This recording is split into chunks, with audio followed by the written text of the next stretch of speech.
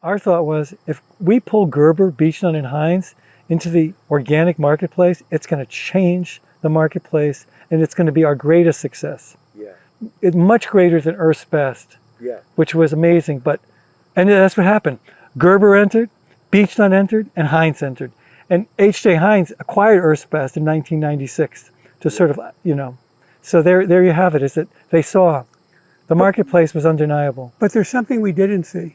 We thought that would be our success, but what we didn't see is the reality of today, where these large corporations, have essentially not just adopted organic, but changed organic to meet their own needs, and that's something that we didn't anticipate.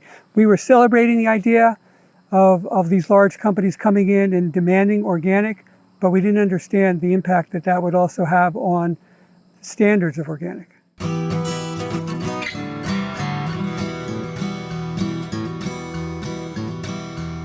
Welcome to the Real Organic Podcast. I'm Lindley Dixon, co-director of the Real Organic Project. We're a grassroots, farmer-led movement with an add-on organic food label to distinguish organic crops grown in healthy soils and organic livestock raised on well-managed pasture. You just heard from Ron Koss, who along with his twin brother Arnie, founded and ran Earth's Best Baby Food. That was the first organic brand of baby food available in grocery stores across the United States. Ron and Arnie sat down with Dave Chapman last fall for a deep conversation about their experiences with Earth's Best. And as organic pioneers, the Kosses had a lot of questions about the Real Organic Project.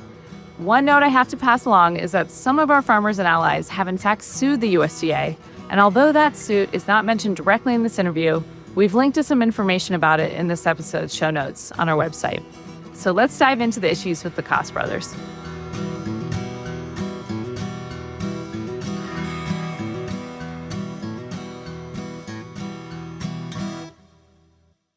Welcome to the Real Organic Podcast. I am talking with Arnie and Ron Koss today, two people I've known for a long time, really since I came to Vermont. These twin brothers started Earth's Best Baby Food back in the day, a long time ago. What year was that, guys? Well, 1984 is when we started to work on developing it. It came to market in November of 87. Beautiful. So 84 was the year I moved to Vermont, and so we've kind of been running in parallel tracks for a while. I'd like to talk about Earth's Best first, and then we can talk a bit about Real Organic, and just I'd like to get your thoughts about what we're doing. And you've both been involved in the Real Organic Project since we began. The first year we were working, Ron, you worked with a group of people as we tried to focus on our mission and how we were going to do this. And Arnie, you were our first contract inspector. I didn't know I was the first. You were the first in Hawaii. That was our pilot year. And Lindley did all the inspections except for a couple, and you did our work in Hawaii. That I found that farm on the Big Island was a miracle. Yeah. It was up some of the most gnarly volcanic type of roads that you could imagine. Yeah. But they were great people. Yeah. Great people. Great farm. Okay, so let's talk about Earth's Best. It started as a dream. What was the dream? 1976, I was working in a natural food store in Albany, New York. I was reading Rachel Carson's Silent Spring. I thought to myself, I'm never going to see a bald eagle. And I just was like overwhelmed by pesticide use, and I would just work in the natural food store, and I thought, well, what would be a way to change this?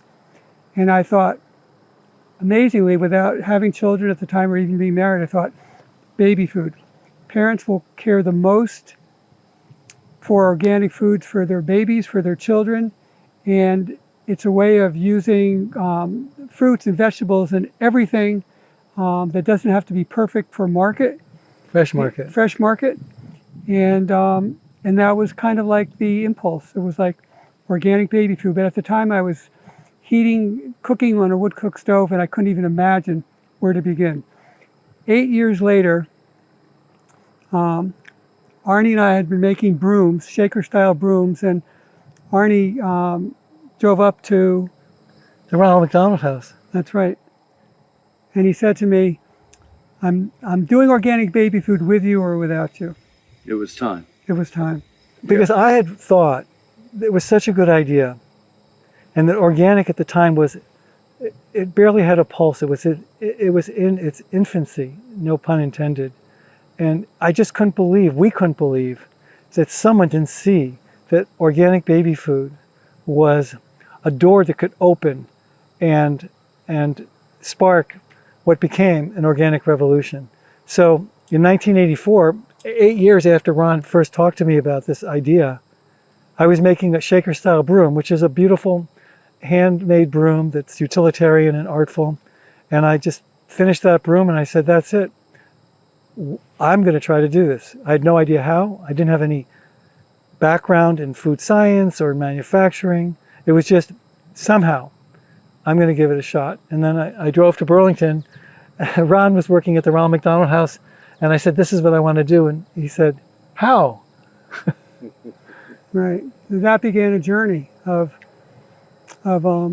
working with a university professor at the University of Vermont who specialized in infant nutrition, finding food processing experts, and amazingly, the person who owned the mall, the rental space that Arnie and I were making shaker-style brooms in, he kind of observed us from afar, and Arnie approached him probably sometime in 1986 and asked him if he would be interested in investing in this organic baby food idea, and he did.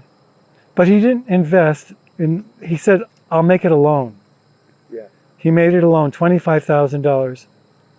And that guy, Ray Pecor, was good-hearted, and he wanted to see things happen in Vermont, and he saw us as people with potential, young people with potential. And he put that money up, and that allowed us to move forward. There's one other thing that comes to mind. The building that we had our first office in was in the Cupola, next to, in the same building that Ben and Jerry's was in. Their store on, what street was it? St. Paul? Cherry Street. Cherry Street. In the Cupola, actually, it was below us was an optometrist, and it was called the True Vision Building, which was, and our rent was $25 a month.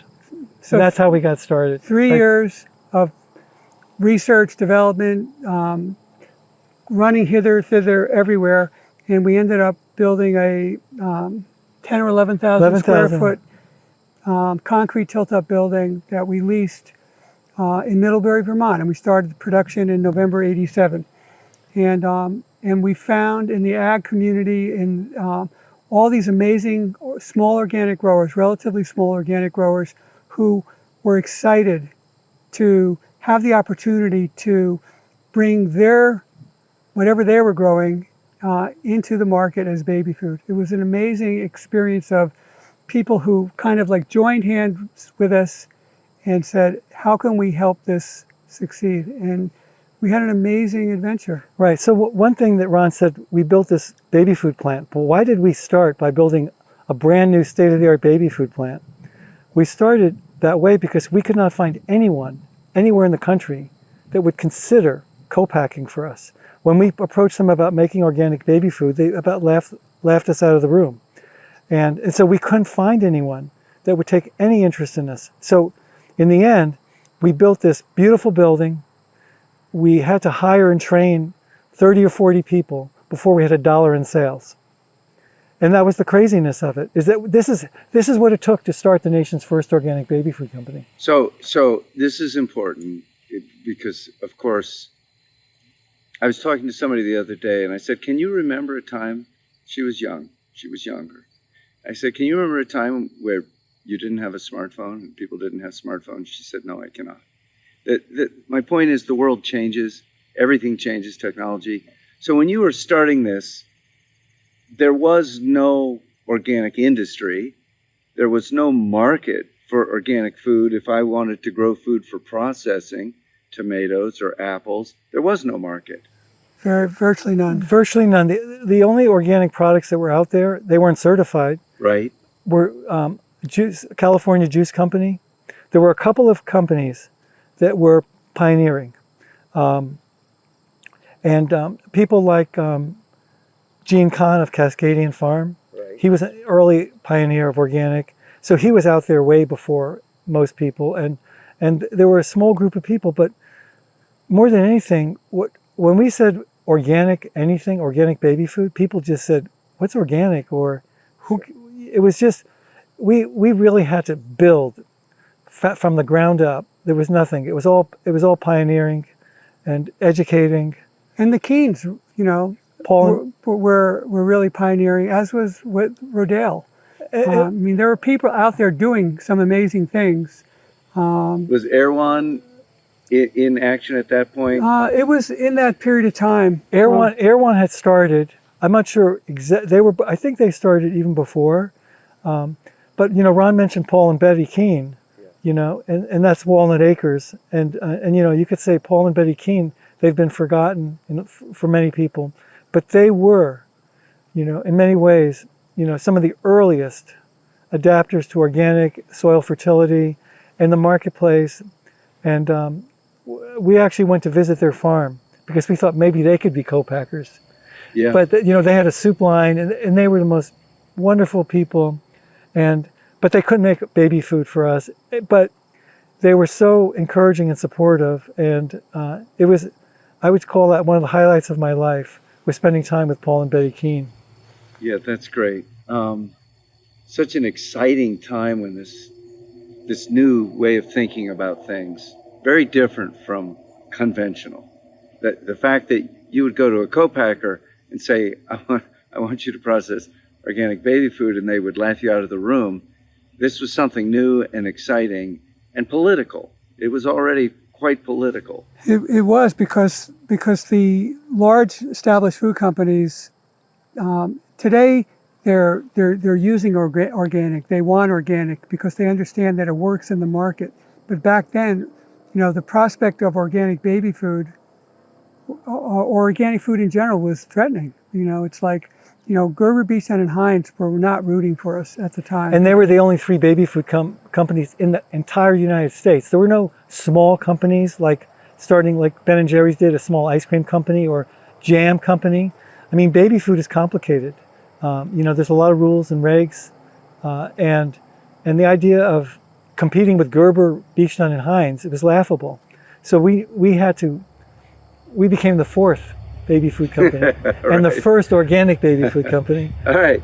Now, when you imagine this, I want to go back to Middlebury in a minute because I remember the opening very well. But when you imagine this, were you immediately aiming for a national market, or were you thinking Northeast, something regional? National.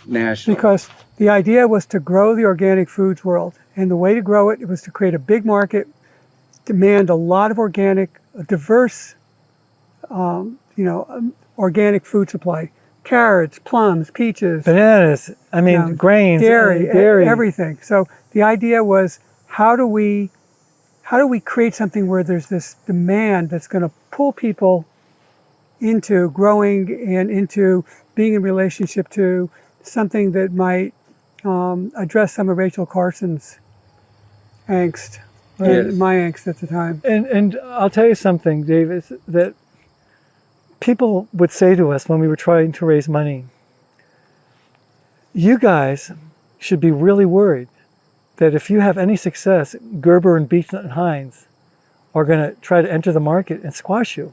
And Ron and I would never really talk about this in a loud, way. But, privately, our thought was, if we pull Gerber, Beechton, and Heinz into the organic marketplace, it's going to change the marketplace, and it's going to be our greatest success. Yeah. It's much greater than Earth's Best. Yeah. Which was amazing. And that's what happened. Gerber entered, Beechton entered, and Heinz entered. And H.J. Heinz acquired Earth's Best in 1996 to sort of, So there you have it, is that they saw the marketplace was undeniable. But there's something we didn't see. We thought that would be our success, but what we didn't see is the reality of today, where these large corporations, have essentially not just adopted organic, but changed organic to meet their own needs, and that's something that we didn't anticipate.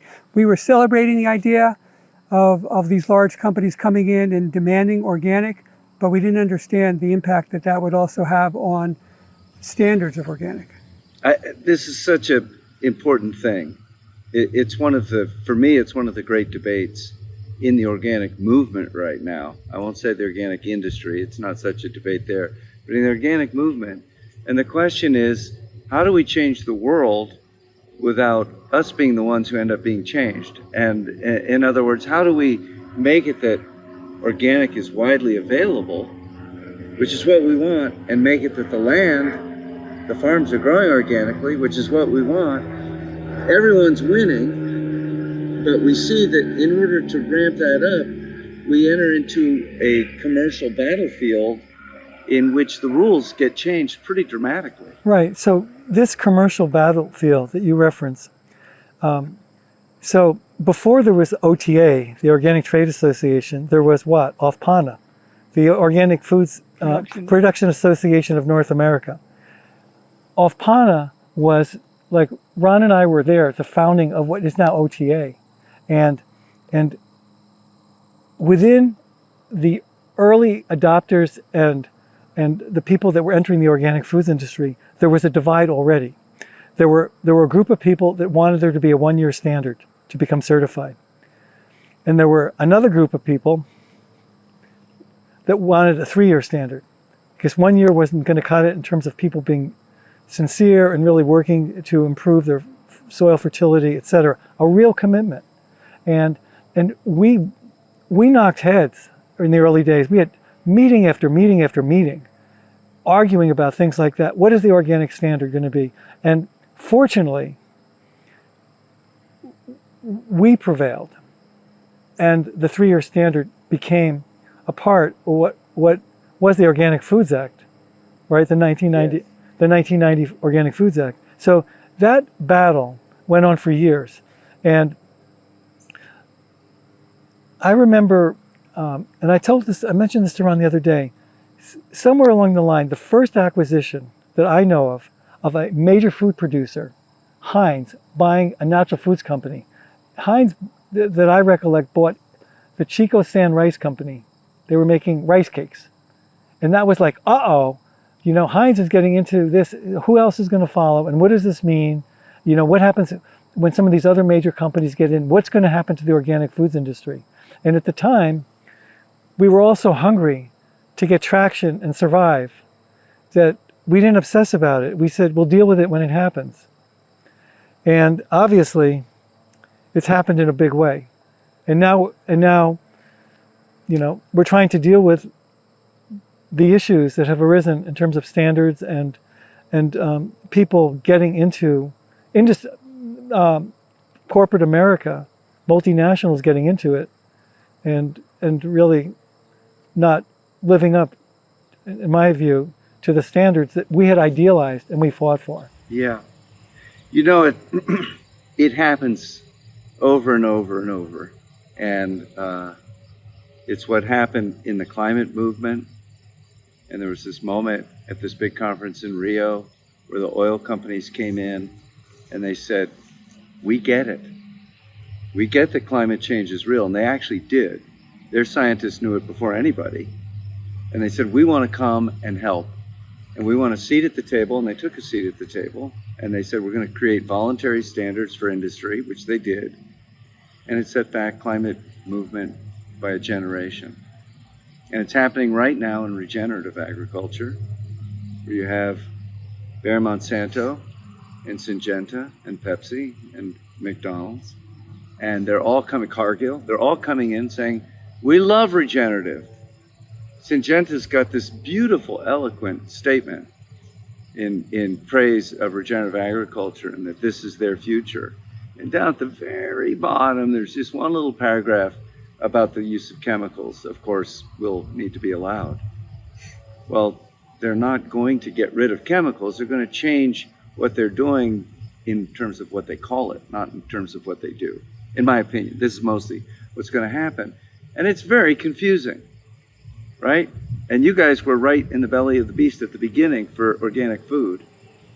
Right. In the very beginning, the idea, the notion of a slippery slope was already known. It wasn't. So this is what we're on. It's like from the very beginning, the slippery slope was there.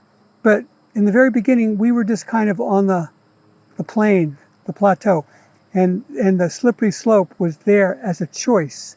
We didn't have to go on the slippery choice or get on the slippery choice as a movement, but the powers of economics and personality and connection to what organic really means to any given person allows for the slippery slope to become into the experience. And so the whole organic foods movement started moving up the slippery slope.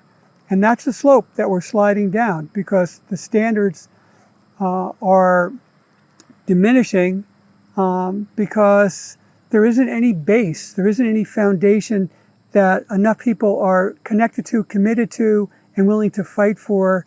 And in a way, that's not to say that people aren't working unbelievably hard to get off the slippery slope or to find alternatives to the slippery slope. But when all is said and done, when a movement gets on the slippery slope, it often means that something very, very fundamental needs to change because it's a hard slope to recover from. Right. So, the way I hear what Ron's saying, where we were coming from in that time period, it was values driven. It was heartfelt. And we were committed to the standard. We were not committed to just making money and turning our heads the other way to look away from what wasn't right. It was all about executing and implementing and supporting those values.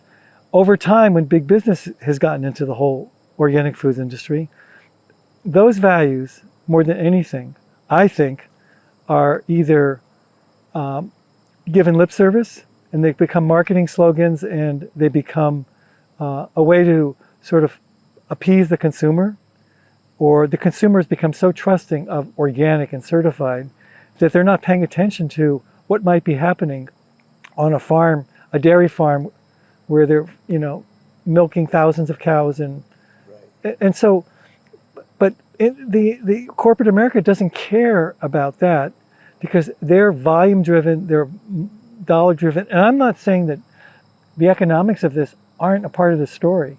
What I am saying is if the economics are the story, then the values and the integrity of the label become less and less meaningful, and we end up with either fraud or farce or hydroponics or organic or things that just really aren't, in my view, what Ron and I fought for. Yeah. I'm struck by the fact that you both have a strong entrepreneurial spirit, but I wouldn't describe you as business people. I would describe you as people who were working with business as a platform to create change, positive change. Do you agree with that? Totally. I mean, business for service. That's that simple. I mean, what's the point of the exercise? There are many, many ways to make money, and we're surrounded by ways that people make money that have nothing to do with values. But the organic foods effort was, the foundation was values. The foundation was soil. That's why the idea of hydroponic organic is kind of like, it doesn't make any sense. But that isn't to demonize the people who are growing hydroponics. People, it's a technology that people have learned to develop, and there's nothing to condemn there. It's just that it's not connected to organic per se, but it doesn't mean that hydroponic doesn't have its place in the world. So, we tend to kind of say, they're with us or against us. I'm not against hydroponics at all. I'm not against whatever people are doing, trying to find their way in this world. Fantastic. But when you try to marry things that shouldn't be married, like organic and hydroponics, you create a divide, and I think that divide needs to be addressed. I mean, if I have a spring water company, and I say, okay, this is a spring water, but we're going to take 20% of our product and we're going to get filtered water from the municipality. It's still going to be 80% spring water, so we're still going to call ourselves spring water. No, and that's kind of what's happening with organic. It's like, it's like how impure or how far away from the original impulse should we go before it's not organic? And I think we're there. I know of some people who are in the big hydroponic organic producing camp, and some of them are very good people. I like them. They're my friends, and they don't believe in organic. They think it's a bunch of woo-woo, but they see a market that they can legally enter, and they don't see anything wrong with that. So if people want to call this organic and we can see a premium for it, this was kind of typified by a marketing director of one of the big hydro tomato companies was testifying at the NOSB. And he said disparagingly, and it was me he was disparaging, he said, people talk about the soul of organic and the magic of soil, and this is just a bit of marketing fluff. And I thought, wow, that to call soil health to be a bit of marketing fluff, I think he was telling the truth. That's what he saw it as, was marketing fluff. So we see that people come into this with very different motives. We don't have to make them evil. Some of my friends would call that evil, but I don't feel that need. But I'm just saying they're looking at this as totally as an economic equation, not as a moral question. They're not breaking the law. They're willing to work to change the law to be what they want it to be. Right, and this is where people like yourself and many other people that have been in the organic foods farming community or processing community, wherever they are on the spectrum, where they have to become the champions to protect organic, and that's what you've been trying to do, and many other people that are part of the Real Organic Project. What I see is that the marketplace is where all the attention is, and all of that attention, shows up in packaging and flowery language, but we don't really see, most of us don't see or even care about what's behind the curtain. What's happening in that chicken processing plant that's organic? What's happening on the dairy farm? And what we need to do is I think we need to raise the profile of this information campaign and be fearless around bringing into focus what really is going on. And to your point and to Ron's point, not with the intention of turning people into demons, but to explain why we're making the case for real organic, why we're making the case to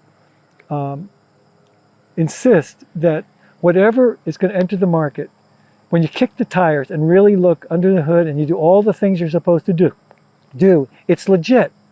It isn't superficial, it isn't almost there, it isn't some rationalization so you can go to market and make money.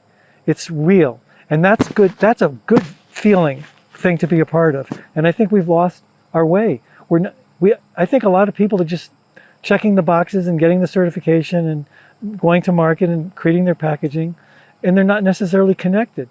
I think there are obviously a bunch of growers that are connected, but the consumer, the people that are shopping in Whole Foods and wherever they're shopping, they're not connected. And I think that part of the challenge is to connect them. And that's education, information, high profile. And obviously that takes money and it takes a vision, but I mean, I can say this because I'm not in this moment trying to figure everything out, but full page in the New York Times talking about this stuff, videotapes, YouTube. This is what's happening. This is what we're up against. This is why we have a concern. And I would be trying to work with whomever is out there, the Costco's, the Walmarts, whatever, and saying, this is what and I don't know everything that you've been doing. I don't know how many meetings you've had with the Costco's of the world, or if you have, but what I believe is that this challenge has to be elevated, and the visibility of what's trying to be accomplished even more so. I mean, maybe you've done more. And what I'm talking about, Arnie, that's historical. I can show you what we've done. There's 20 examples of it, and I can show you what became of it. I don't know.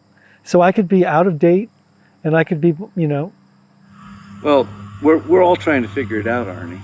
I mean, honestly, we're trying to understand how to do this, how to even see if people can care about the food that they eat and how it's grown. And I will say that I think that in general, there is a growing awareness of the negative impacts of the food system and the positive potential. Like if we could change how food was grown, that there'd be great positives for all of us. At the same time, I think the food system is getting worse, not better. The herbicide use is growing almost exponentially. I agree. So how to turn that around is complicated, especially because we really are in a battle. And some of my friends don't like that talk. They don't like to be negative. They don't want to be confrontational.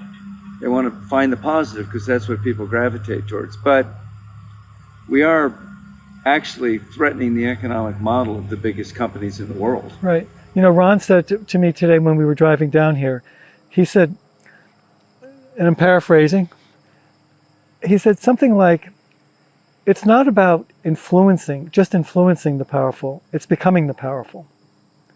And I think that is exactly what needs to happen. The Real Organic Project, other people that are in this arena, doing battle, trying to maintain standards, strengthen standards. There's kind of like looking at all of the giants that are having so much influence, and because they're the powerful. But I think becoming the powerful is where the focus should be, and raising your voice and raising visibility, as I said a minute ago, to me is essential. And there was a period of time where there was a brief period of time where the values-driven organic foods effort movement was the powerful. We were able to say these are the standards, and if you're whatever company you are, if you want to be organic or do something organic, these are the standards. But what happened over time is that it's human nature to and this is why there's this whole idea of beginner's mind and coming back to the original impulse of something so that you get regrounded to what's essential. And if you don't do that, you start slipping away from it. And that assumes that you were grounded at all in the beginning. Right. In the beginning, I think there was a great effort to ground the organic foods effort movement into something that had integrity, that was really connected to the soil, that was really connected to the environment, that was connected to the farmer, etc. I think that was real, and I think there was a brief moment in time where that whole group of people were the powerful. I'll give you an example. Ron and I were at Expo West, the year that Gerber got into organic baby food, and they had this big booth, and there were a bunch of gray-haired guys standing around the booth, and Ron and I walked up, and we introduced ourselves. And this senior guy, he kind of looks at his cronies, his friend, not cronies, his colleagues, and he said to Ron and me, "Oh, so you're the guys that pulled Gerber into the organic baby foods marketplace." And it was a big deal. And I think that that in that moment, there was a certain, Gerber and many other companies knew they had to play by the rules.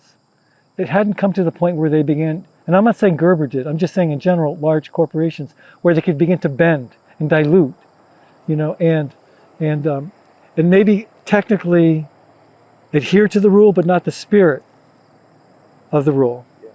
And there's a lot of that. And so over time, it's just become bigger and bigger business. And over time, the people that are making decisions are less and less connected to what organic is. So it's just more of a thing. It's a marketing tool than it is a way of being in the world. Let's go back to Middlebury when you had the big opening for your processing plant. And I was there that day. And you had Madeline Kunin, the governor. Yeah. And it was a real day of celebration. It was amazing of like, look at what we've done. This community, led by you guys, and you're creating a market for organic farmers to grow more and to be able to sell it for processing. And there was also a guy there speaking who was the category manager for a supermarket chain, Dave. And I remember David speaking very well. And he talked about the 98% of human motivation, which is fear and greed. Ron, do you remember what you said? I do remember. I listened to that and I just said to myself, wow, this is not what Earth's Best is about. This is not the whole point of the exercise of spending years, trying to bring this idea to life. And I remember gravitating towards the edge of my seat because I just wanted to. And I stood up and I said something to the effect. You walked to the podium. I went to that. I don't remember. Yeah, you did. Okay, but I was there. I remember better than me. And I just remember saying something to the effect of that the reason that Earth's Best is here is because is that it's about love. It's about love for our planet. It's about love for babies and children and parents, and that's the reason to vote a life, to reducing pesticides and herbicides and building soil, and that's the reason that Arnie and I have spent these years of our life doing what we've done to bring Earth's Best into the world. That was a highlight moment. Did I capture it? Yes, you actually were even. I remember the first words you said is, "I'd like to speak about the other 2%, which is love." Okay. And I thought, so well said, Ron. And I also thought, this is on display for us, this clash of two cultures. Yes. And one is the culture of fear and greed.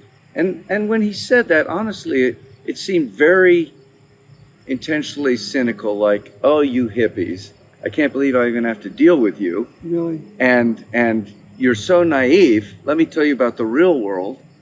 And you were saying there's another reality than the one that you live in. Right. And that guy that day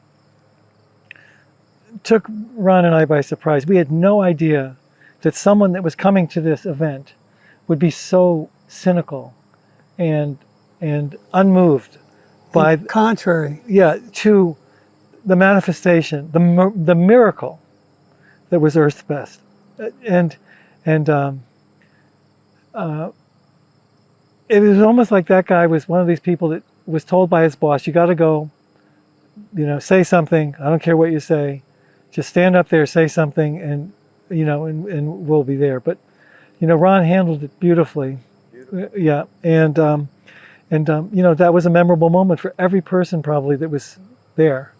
And we're back to that point again. We're back to that, like, losing touch with that love, losing touch with that connection, and seeing this erosion of standards, and seeing that it's becoming more organic, is becoming more and more of a marketing tool than it is a tool for transformation, and a tool for reclaiming the environment and And so that's kind of where we are. It's like, it's not surprising, you know, it happens to companies, their founders started and then the founders leave, and then there's this kind of period of time where there's what's going to happen to the company, you know, and some companies compromise themselves so that they're not even recognizable. Some companies find their way to continue to build on the founder's vision, The impulse. pedigree of the, yeah. You know, and it's the same with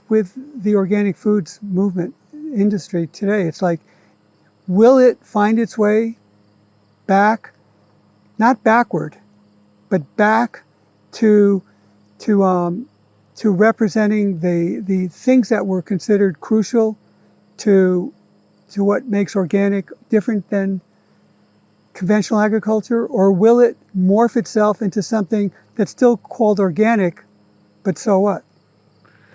Right. So what? yeah. So You know, I think it raises the question, you know, what more can we do in this moment? And you know, Ron and I from time to time brainstorm about this. And I have to, you know, acknowledge that I'm not up to speed, you know, in what's been happening in the way that I was engaged and involved, you know, when Earth's Best was birthed. But one thing that I see is that if we're actually going to save organic, where organic means something, then we're going to have to find more ways to collaborate with people that are like-minded. For example, and I'm about to say something, and I don't even know if it's true, so I'm sure you'll let me know if it is. Okay, when I think about the Real Organic Project, my understanding is that you would need to be USDA certified and then Real Organic certified. You can't just be Real Organic certified. You have to be USDA certified. Is that accurate? That is true. Okay. And it's my understanding with some of the other certifying entities, the regenerative program, it's also true. For regenerative organic. Yeah, regenerative organic. It's also true. What Ron and I talked about is that two things, two really, like, you know, like, how could they ever do this is the question that, you know, anyone would ask. I think that it should not be a requirement to be USDA certified, to be Real Organic certified. I don't think it should be. You can be USDA certified and Real Organic, but I don't think you should have to be. That's two certifications. I think, and that would free a lot of things up. Now here's like the kick in the butt that, you know, like, you know, Arnie, they're going to say, Arnie, what were you thinking? I think if you want to be Real Organic certified and you're not, you are USDA certified, it should be free. Let's get money out of the way of, oh, I can't afford certification. It's another certification. You know, what we should be doing is making this incremental, this Real Organic or whatever it's going to be, easy. As easy as it could possibly be. Because a lot of small farmers are watching their dollars, and there's also the administrative part and all the things that you are aware of. And, you know, like, there are farmers that are great growers, you know, but they can't stand the admin part or the marketing part. And they can't overcome some of this stuff. Free. How many people might be interested? So some combination of how it's marketed, free, not a criteria to be USDA certified, I think that could be a part of shifting the paradigm and making it easier to become Real Organic. Well, we are free. You are free? Certification is 100% free. So I didn't know that. Yeah. So great. Wow. Everyone listening will, good job. will see that we're free. And that was part of our vision From the beginning, we didn't know if we would be able to pull that off, but people have been generous enough that we've been able to still build a program and keep it free for the farms. So the question about being an add-on or a standalone is so complicated. You know, at that first meeting in Vermont after Jacksonville, where the Real Organic Project was born, it was just impromptu, spontaneous meeting. I mean, we called around 2 days ahead of time, and 30 farmers came together at the NOFA office, and we said, what are we going to do? And we had lost. It was clear that the USDA had embraced hydroponic and that they were not going to get rid of it very easily. I won't say never, but I will say it would take a very different president and a very different Secretary of Agriculture for that to happen. So there was 100% unanimity that we should create our own label, which shocked me, 30 farmers. The majority of them wanted to create a standalone. That also shocked me. But honestly, all those farmers were going to be farming 3 months later and too busy to do anything. And to create a standalone label is two things. One is it is a lot more administration and paperwork and all of that, because not everyone who says they're organic is organic. I mean, there is a reason for certification. Also, we almost certainly would be in a lawsuit with the USDA if we used the term organic without being USDA certified. Some of us would welcome that fight, but it would be the fight. And it would be a big lawsuit, and we would, again, take a lot of money to hold up to that. So we didn't feel that we had a lot of money. There's a third reason that we didn't do that, which is that there are thousands and thousands of real organic farmers with a small r. Real, they're real. They're really organic farmers, and they're certified with the USDA, and there are these organizations that have grown around them to certify them. And if we said we're going to be a standalone, in essence, those organizations would feel like we had just declared war on them. And some of them are very good organizations. Some of them we think are very misguided, but some are not. They're our friends and allies. So it was a tough choice, but that's where we went for now. Right, and understandably so. However, if real organic or the legitimacy of the organic claim is going to be of value going into the future, the slippery slope that Ron alluded to, we have to find a way to confront. Now, confront is an adversarial way. You know, I could probably find another word to use, challenge, right? Or look for more collaborators where we can build something. But, you know, I'm thinking, this is an aside, but when Ron and I were looking at Earth's Best and and organic, we were discouraged about how to make the organic claim in the beginning, because there were all of these territorial fights, and it was very contentious. And we actually coined the phrase "wholeganic," and we actually went through a period of time where we were debating, should we introduce wholeganic instead of organic, so we could steer this in a way where we weren't trying to work it out with people with, I'll say, different agendas, some of them well-meaning, some of them I would say saboteurs that just wanted it to fail. But in the end, we stuck with organic, and we stuck with certification and all of that. But today, it just seems that, and I don't know if this is even true again, correct me. I love being corrected. I just think that we have to raise the profile where we can and invest it in the marketing of what needs to happen, so this doesn't become co-opted and diluted in a way where, where people, I mean, I have friends, they go in and they say, oh, it's organic. They're looking at, milk from a chain. It's organic. And I try to talk with them. Well, let's look at this. What does this mean? And they're not educated. They have no understanding of it.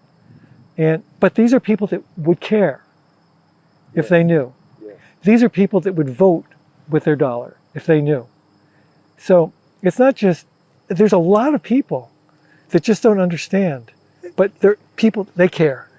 And if I could go back in time and I had a voice in it, the whole process, I would say, I would welcome that lawsuit from USDA, and I would never for a second think that there wasn't the money, because there is money for things that are important.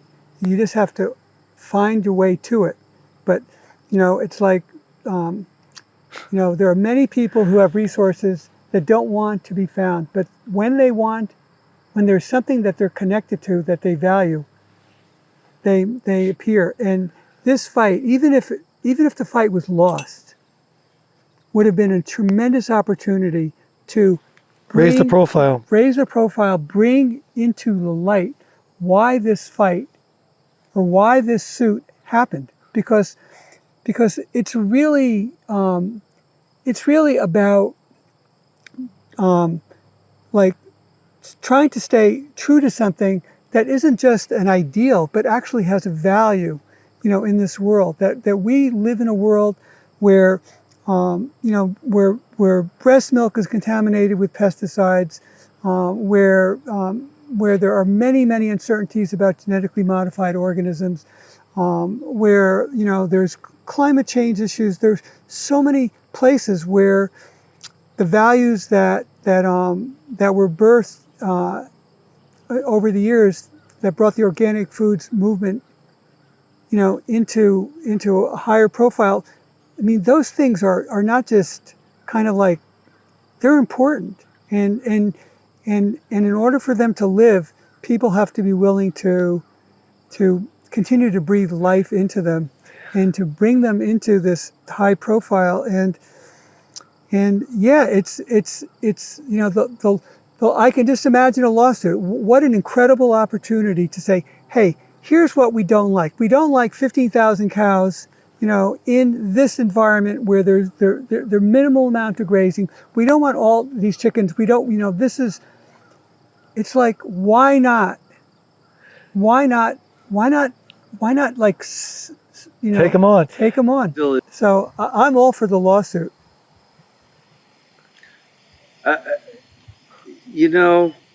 and I'm not against it.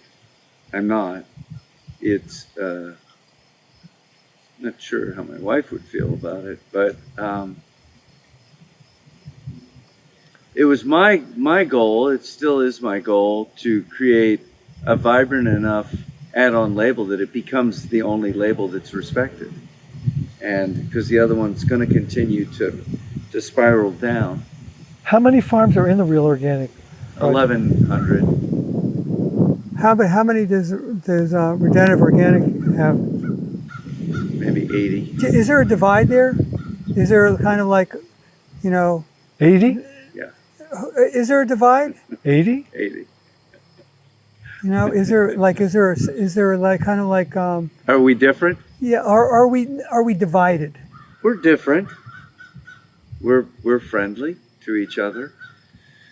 When we started, we invited Rodale to come to our very first meeting because we didn't know what we were going to do, and Jeff was unable to, so we met without him, and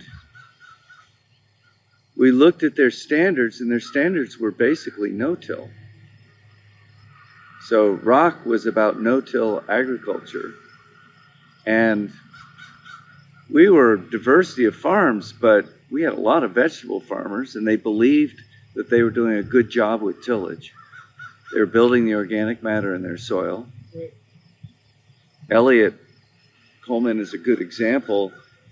He just thinks it's crazy talk to say, what are you saying, that we're not building healthy soil? Of course we are.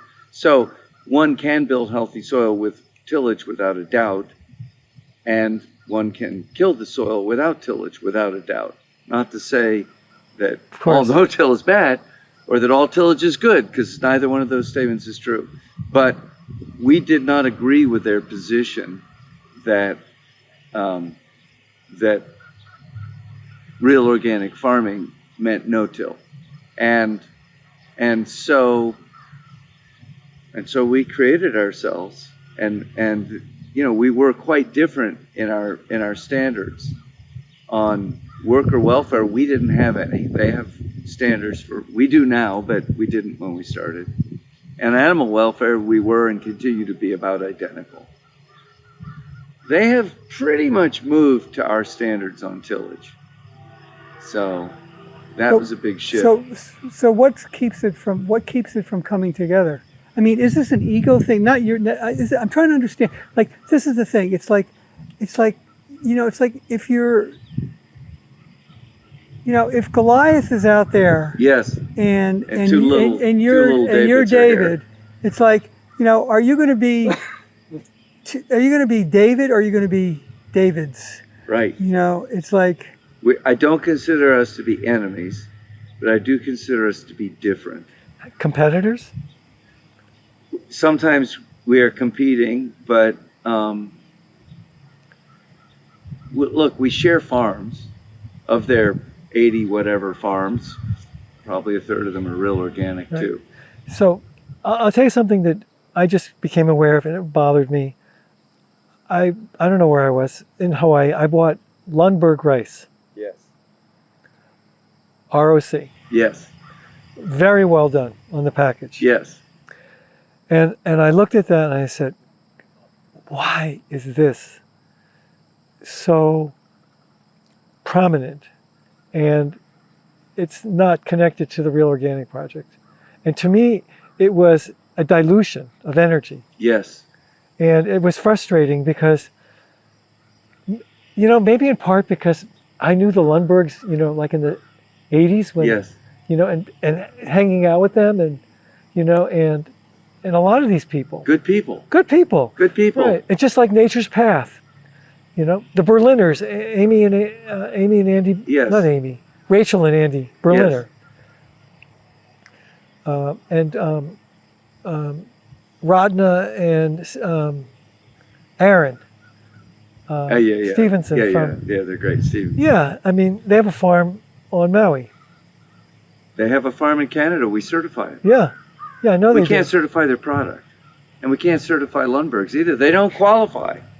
I can't help it. They don't qualify because? They're split farm. So lots of Lundbergs is not even organic. I know. Let alone real organic. We have standards. And one of our standards, and this might not be right, was we decided for a farm, we weren't going to certify parallel production.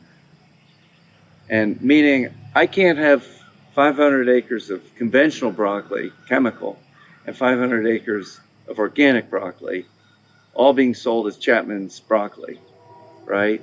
And that, which happens all the time in California.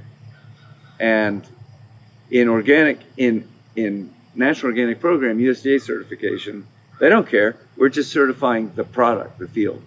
We're not certifying the farm. So are you saying that those two different broccoli fields owned by the same farm are lumping it all under the same umbrella as being organic? No.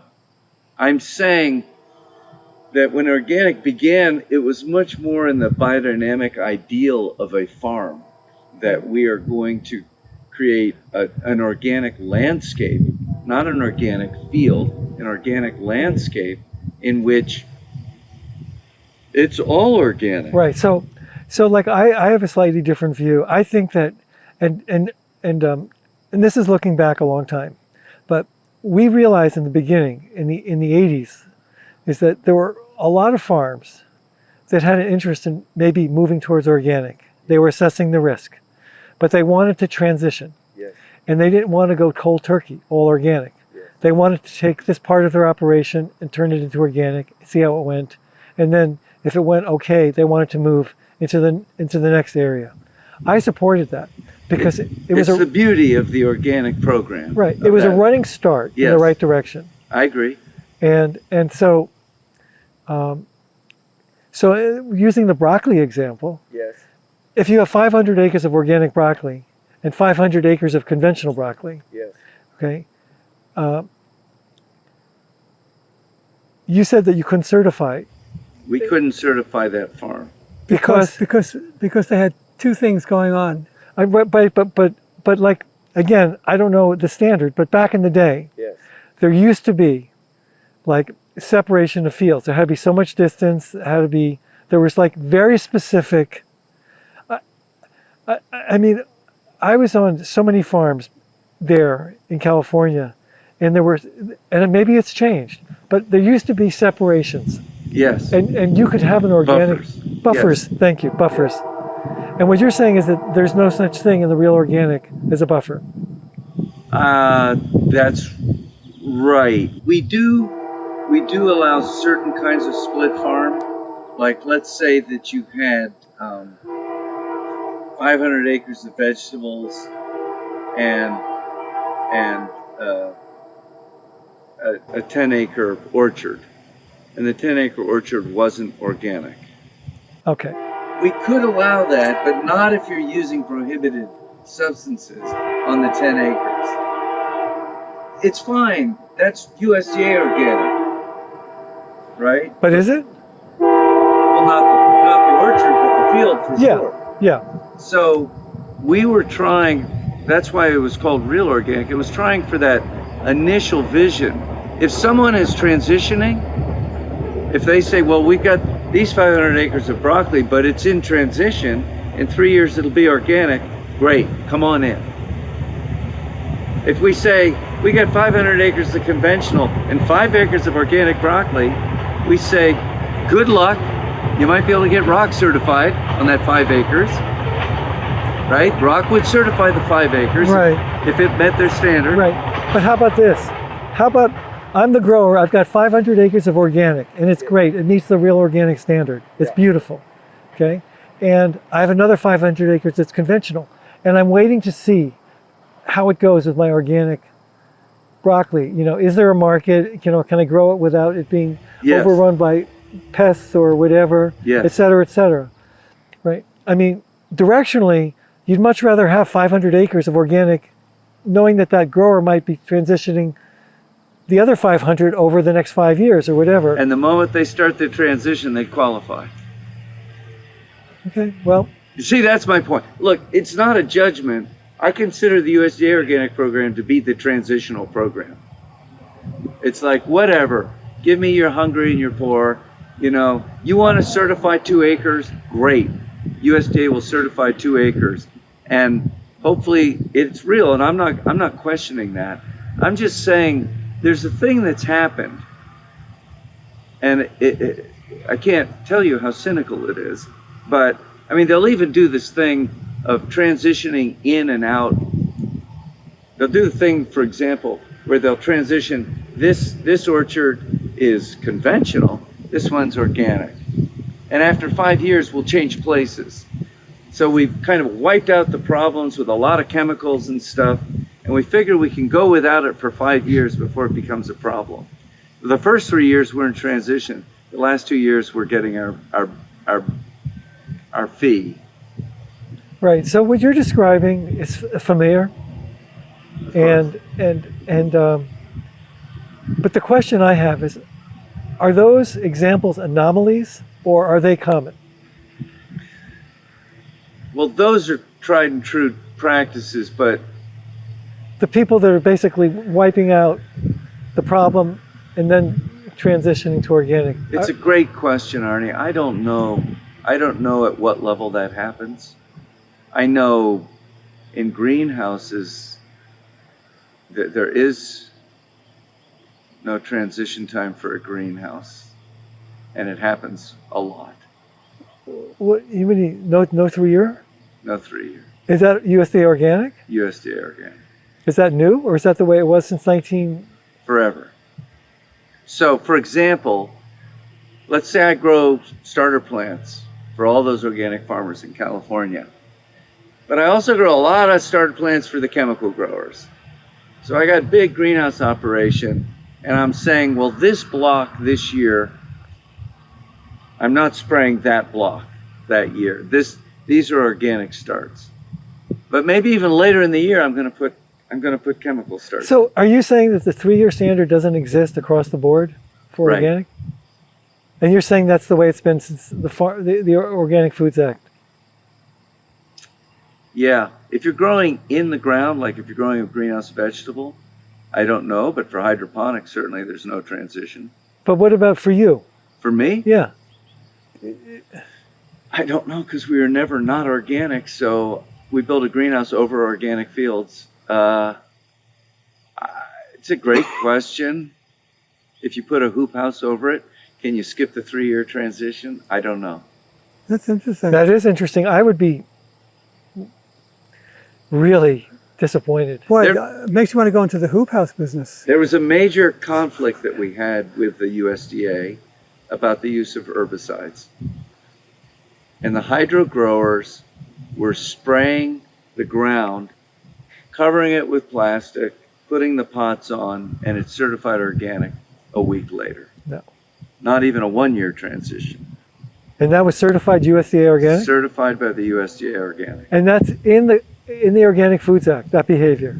It's not in the act, but it's in how they were interpreting the act. So are you? There was never a regulation one way or the other, but when inspectors, certifying agencies would ask them, they simply wouldn't respond. And so this is what was happening. It was happening, and I brought it up because I knew it was happening, and I was basically told to shut up and be quiet. And the head of the OTA said to me, if you have proof, file a formal complaint. And I thought, gosh, if I heard of an allegation like this, I would take it really seriously and do a lot of research. Why wouldn't the OTA take it on? Why are they putting the onus on you? Indeed. Why would they do that? Yeah, that's just not right. I mean, that's like an abandonment of a core That was responsibility. that was a public statement, because I asked the question at a panel that I was not invited to be on at EcoFarm of Laura Batcha. And I said, well, you know, you said that we're not using herbicide. Herbicides aren't allowed in organic, but of course they are in this case. And she said, if you have proof, file a complaint. So That's outrageous. actually, I did get proof.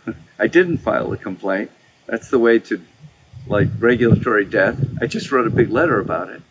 And 4 days after the letter came out, the USDA had prohibited that practice. So you were successful. Almost.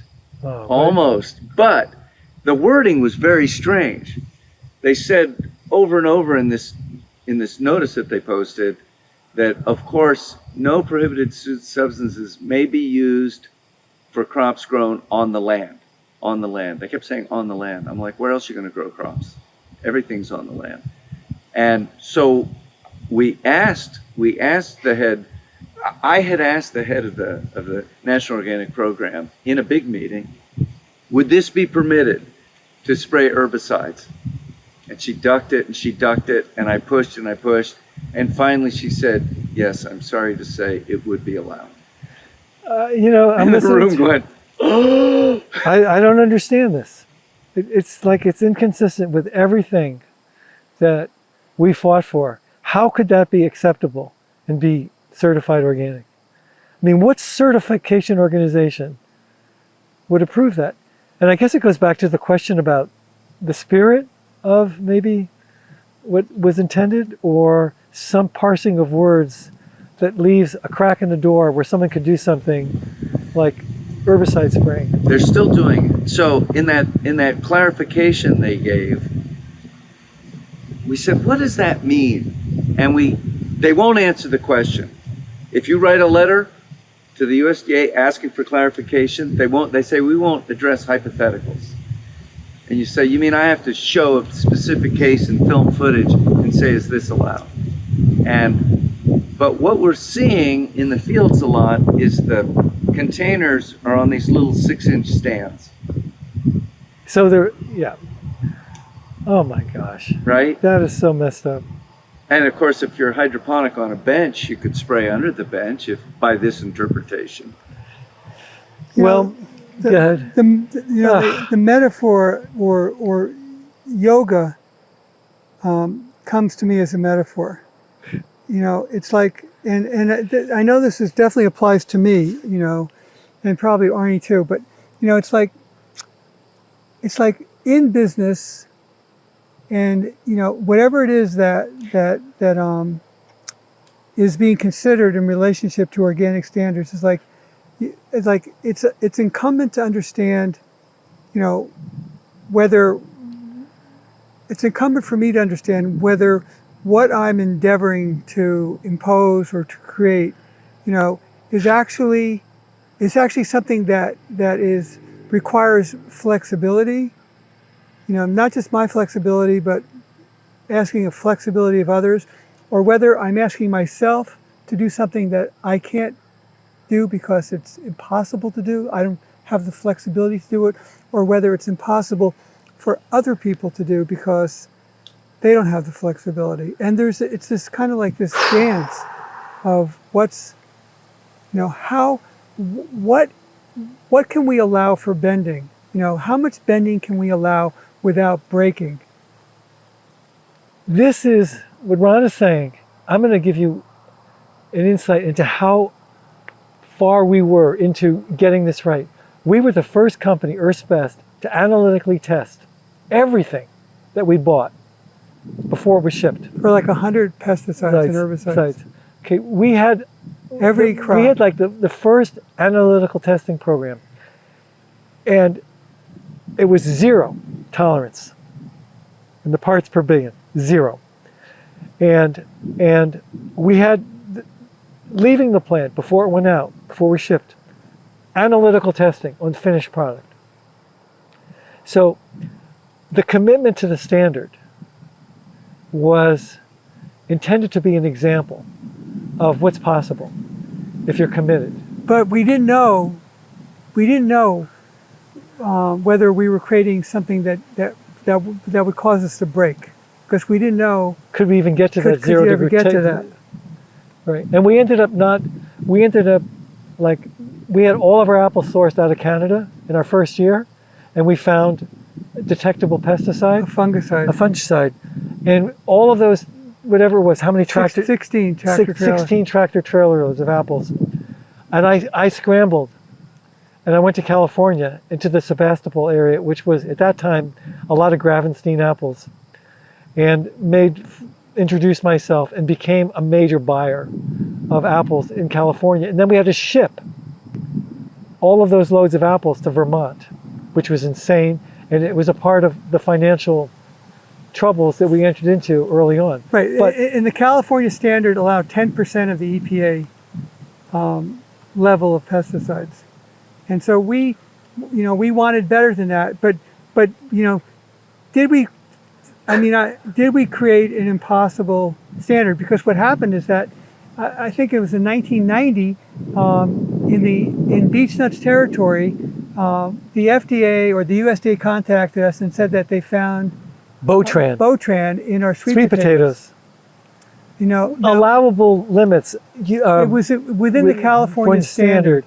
But now Botran, and this is something I knew from the very beginning, we couldn't test for every chemical. But we did test for 100 chemicals. Botran was one that was just we didn't test for. There was no. And it turned out that the sweet potato grower, really wonderful guy by the name of Peter Carey, I called him up. I said, Peter, he said, Mr. Koss, I promise we never used anything like that on our crop. And so the FDA required us to change our label because our label said no pesticides or no detectable pesticides or herbicides, and we had to take that off of our label because they the FDA said that our label was inaccurate. We were still within the California 10%. Yes. Of And EPA. so where did the Botran came from? It came from it was residue left within the sweet potato washing equipment that the sweet potatoes go through a brush washer, and it was residue in that brush washer. In the packing house, basically. Yeah, in the packing house. Nothing to do with the grower. Yeah. But and that was Beechnut coming after us and trying to wreck us.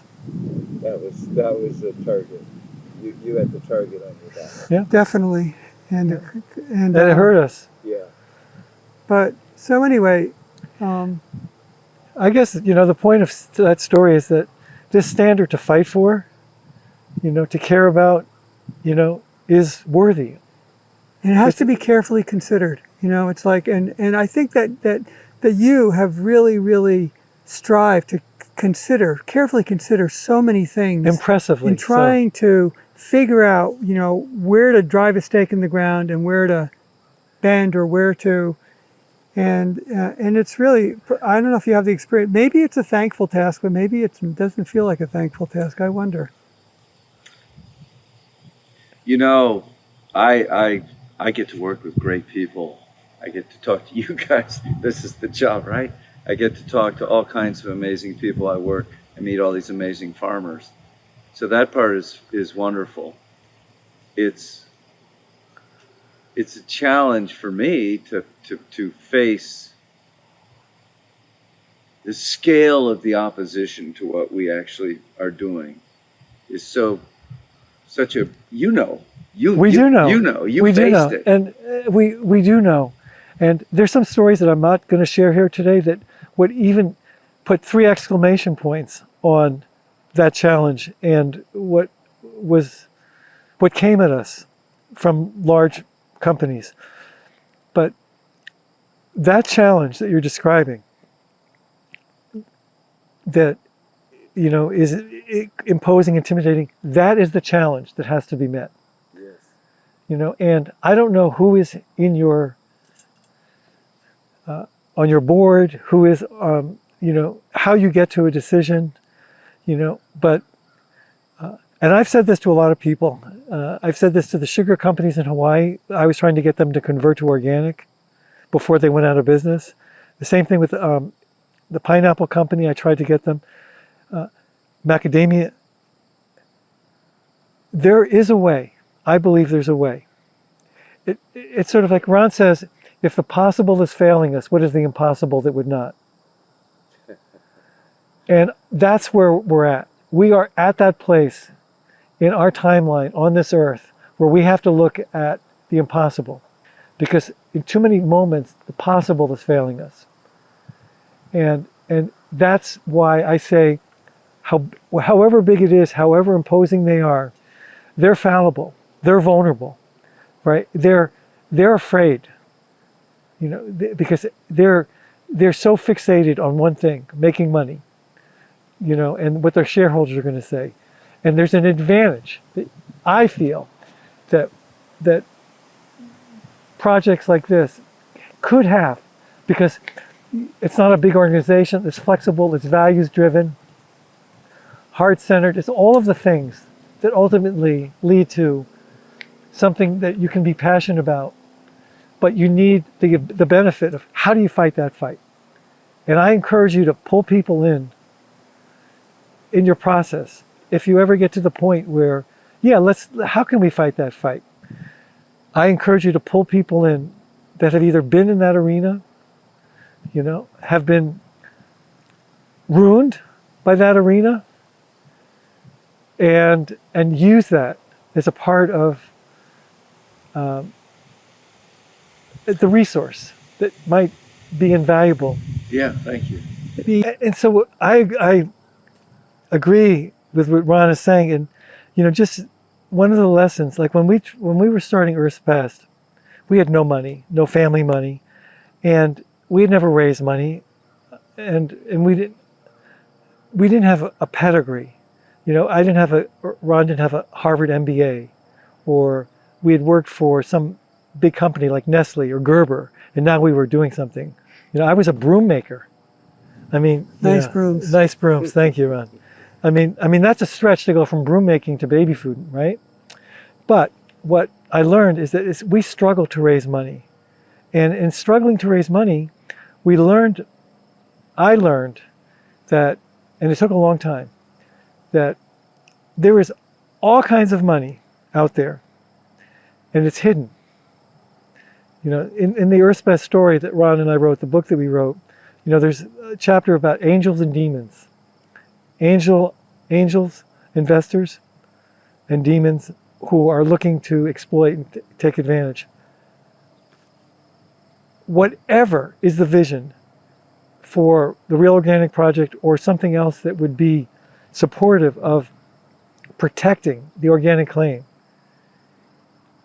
in my view, it's not going to be money that stops it from happening. It's going to be either nerve, vision, leadership, something else, but not money. Because with leadership and vision and nerve, it will attract the right money.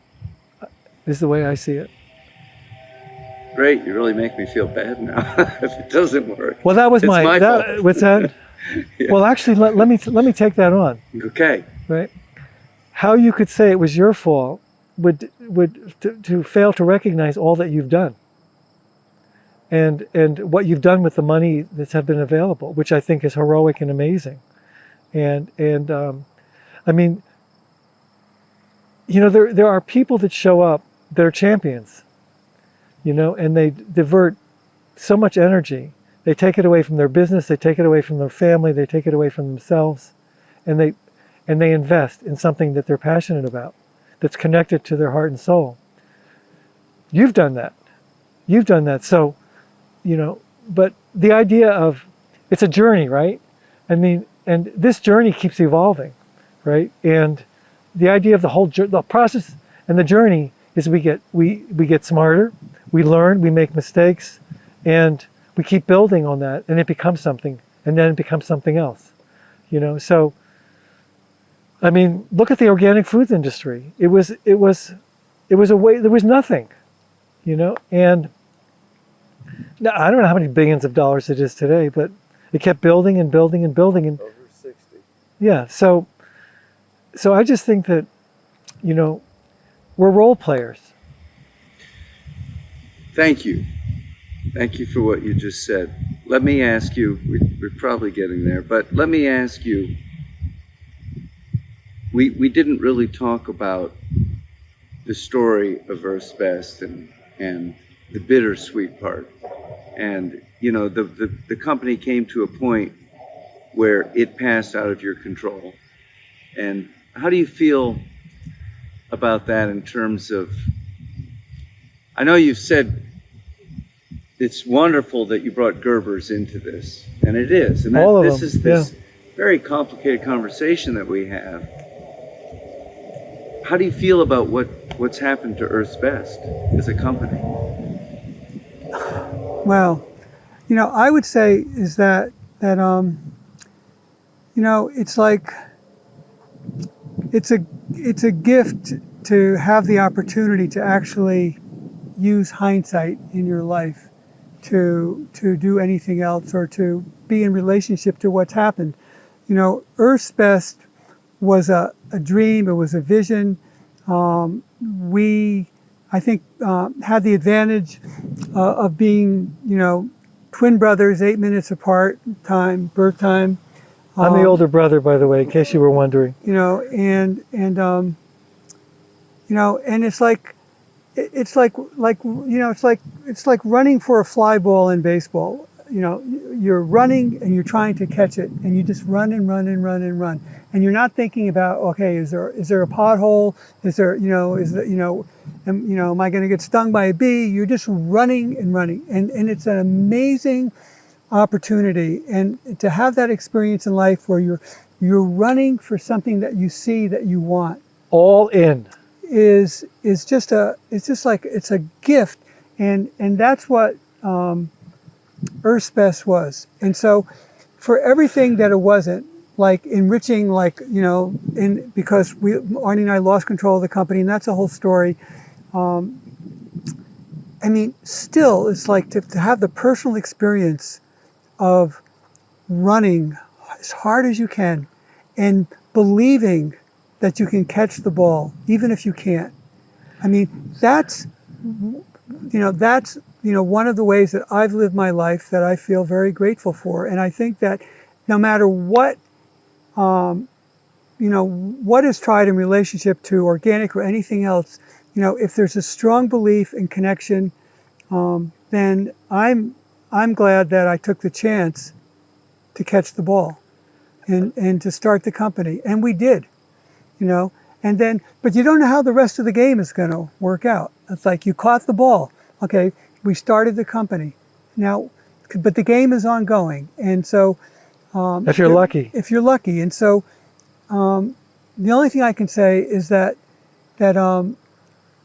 even if the Earth's Best of today isn't the company that I dreamed of Earth's Best being, back when I was, important to it, it still has done a lot of good, and it still has a potential to do more good. And you never know who's going to come into the life of it, and what will happen with it, and then there's the experience of knowing that it is possible to run with gusto for something. It is possible to catch it, and it is possible to do it again, and it is possible to pass that along to other people. Yeah. So, yeah, I mean, I see it similarly, but slightly different. In one way, Ron and I were screwed by investors that were greedy, investors that were just focused on the money, investors that used us. I mean, there are all different ways to look at it. However, and there were lots of people, lots of investors that criticized Ron and me. Oh, those guys didn't, they didn't have their feet on the ground. They didn't know what they're doing. And I say to those people, you haven't spent 1 minute in the shoes that Ron and I were wearing. What we pulled off, despite everything, is like the kind of thing that it's like winning the lottery. It was just like so unbelievably unlikely. And there were multiple conversations that Ron and I had over the years where it was never about the money. It was about changing the world. Okay, and when I think about the bittersweet part of this, did we make the decision to sell Earth's Best to Heinz in 1996? No, we didn't. That was made by a bunch of venture capitalists and investors, and they decided, they weren't in it for the reasons we were in it, and they made a financial decision. We had no control over it, and that was very disappointing.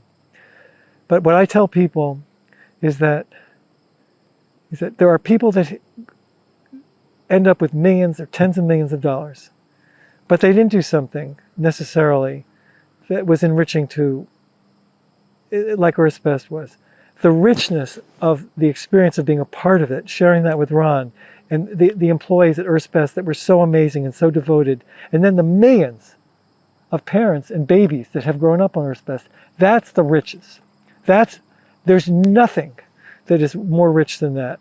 And that is why I come out feeling just totally satisfied and not stuck in lament or bitterness, not at all. Earth's Best was the manifestation of an idea. We crossed the wasteland that separates fantasy and reality, where there's the wreck of countless great ideas, smart people. But Ron and I navigated that wasteland, came through the other side, and I still walk into a store and I stand in the baby food aisle and I watch a parent pick out a jar of Earth's Best. And I'm as satisfied by it today as I was 30 years ago. Yeah.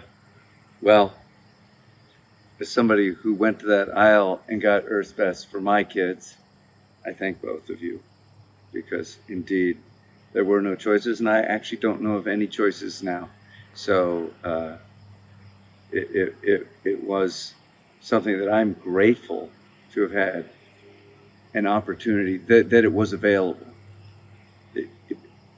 It's easy, Larry Jacobs said to me, it's easy to take incredible food for granted, and it can go out and you never get it back. You never get back that peach grower ever again if you lose them. And so I think that's true of what you did as a business. So, Right. One quick aside. Yeah. You said peach grower. There was a peach grower, our first organic peach grower, and he became an organic grower. He was a generational farmer. His 2-year-old son was diagnosed with leukemia, and this is in California. And so there was a battle to fight for his child's life. And when they found the contamination in the well on his farm, that was his last day of being a chemical farmer. He became an organic farmer. He became certified. And Ron and I bought, I think it was around 40,000 pounds of peaches from him. And For one season. One season. And we were running out of money, and I called him. And I said, Paul, you've got to send me an invoice because, I'm not going to be able to pay you. And he didn't send me the invoice, and I would keep calling him. And I said, Paul, please, I don't. And then one day I called him and he said, it's a gift. Whatever you owe me is a gift, because if Earth's Best succeeds, right, it's going to change the face of farming. And so he gave us all those peaches as a gift to support what became the nation's first organic baby food company. Pretty amazing. that's pretty amazing. Yeah. Great peaches. Oh, Henry's. All right. Ron and Arnie Koss, thank you very much for talking today. Thanks for talking with us and Thanks, bringing us into this moment. It's a great pleasure. Thank you for listening to the Real Organic Podcast. Our movement is growing because you're subscribing and sharing these podcasts with your friends. So keep it up and leave us a rating and a review as well so that others can find us. You can find a video version of this interview on our newly designed website, realorganicproject.org, or on our YouTube channel. And you can join us every Thursday for a new episode featuring voices from the organic movement. See you next time.